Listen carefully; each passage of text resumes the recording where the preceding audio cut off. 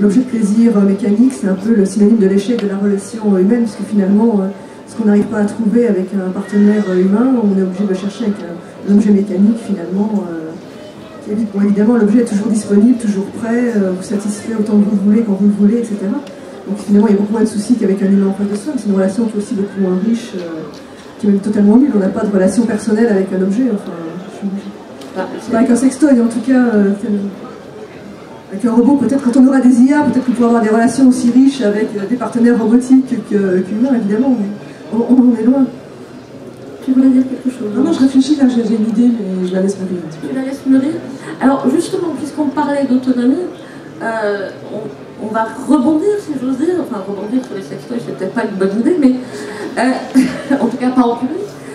Qu'est-ce que les femmes peuvent attendre du réplicateur utérin? Voilà, est-ce que les femmes ont envie du réplicateur utérin? Est-ce que les hommes ont envie du réplicateur utérin? Et de quelle manière est-ce que ça pourrait faire évoluer le modèle parental qui en a un peu besoin quand même? Il faut quand même le dire. Oui, oui, oui. Je parle de l'utérus artificiel, au cas où j'ai perdu quelqu'un en route. Voilà. Le terme de réplicateur utérin vient de Loïs McMaster-Bujold dans sa série Miles Work Ossigal, dont le héros, le protagoniste, Miles, doit sa survie à son transfert dans un réplicateur utérin. Voilà. Ah, moi, c'est l'idée qui germe, justement. Ah, ouais. Ça tombe bien. Ah, si, c'est super. Est-ce que je peux commencer? Ben va. Je me suis posé cette question parce que, en fait, j'ai lu 2-3 trucs justement sur l'ectogenèse. Je pense que c'est la reproduction, enfin, la maturation, en fait, du fœtus hors du corps de la femme. Et je me suis posé la question parce que j'ai lu un article qui était marqué enfin, on va libérer la femme. Et c'est-à-dire la femme enfin libre, parce qu'elle n'aura pas besoin justement de porter l'enfant dans son ventre et elle pourra faire d'autres choses. Comme la machine à laver, comme la machine à coudre, tout ça. Et je me suis posé la question en tant qu'auteur de science-fiction, est-ce que c'est la vraie question? Est-ce que c'est pas plutôt, enfin, on va se libérer de l'animalité? Et je me dis, mais parce qu'en fait, il y a toujours dans notre culture, il y a toujours eu, l'humain, en être un être humain, c'est l'être élu en fait, de Dieu qui a la pensée, et puis à côté il y a les animaux. Et nous, en tant qu'être humain, en tant que femmes, etc., qui reproduisons et portons des enfants, on est vraiment dans l'animalité. Je me suis posé la question, est-ce que la question sous-jacente, c'est pas plutôt ça? Après j'ai réfléchi, je me suis dit, mais la plupart des animaux en fait, sur Terre sont ovipares, ne sont pas vivipares. Donc la question, je la reformulerais en disant, est-ce que c'est pas se libérer du statut de mammifère? Comme on voit dans les films de science-fiction, Alien, qu'est-ce que c'est? C'est un corps étranger dans un corps. Donc quelque chose de repoussant. Il y a quelque chose de repoussant en fait, dans la viviparité. Donc voilà, c'est une question que je me suis posée par rapport à justement l'idée en fait, de l'utérus artificiel. Autre question que je me suis posée, je me suis dit, justement, comme disait tout à l'heure Daniel, en fait c'est oublier en fait que dans les espèces animales, il y a en général, on va dire, à part certaines espèces, un mâle et une femelle.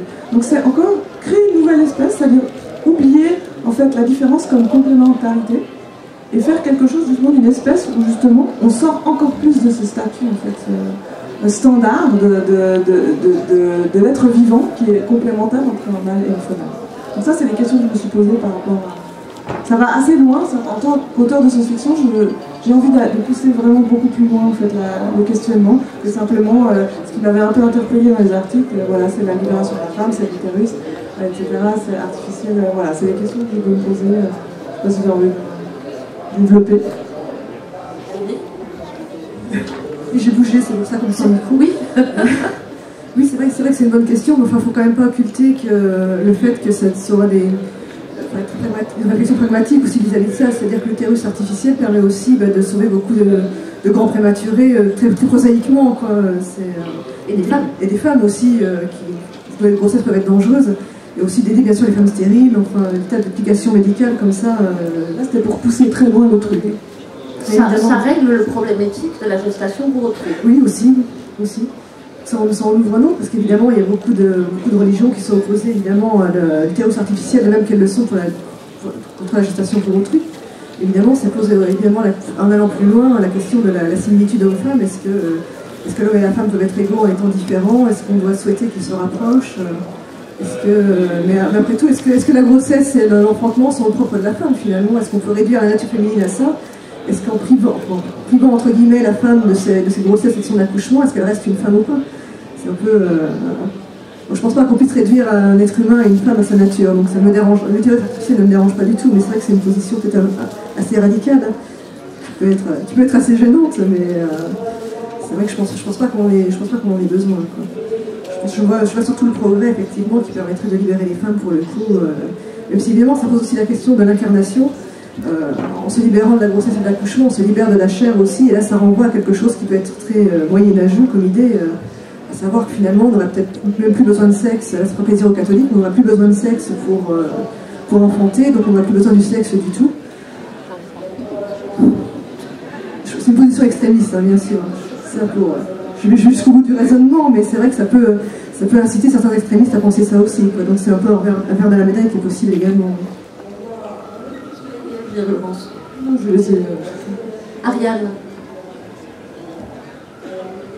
Vous avez bien fait le tour de la question. Et puis, d'ailleurs, en tant que quand même assez grande prématurée, ça m'a fait réfléchir dès le départ à tout ça, la nécessité qu'a eu la machine en fait, dans le fait que je sois ici même aujourd'hui. Le rapport à la mère, forcément, lorsque tu passes plusieurs jours comme ça, donc loin d'elle, et puis pour assurer la survie, c'est clair que ça a des conséquences. Et puis je me suis souvent demandé par la suite, est-ce que un peu ce qu'on appelle la chaleur maternelle, tout ce qui était l'humanité, les rapports humains après l'accouchement, qu'est-ce que ça peut biaiser par rapport à ça?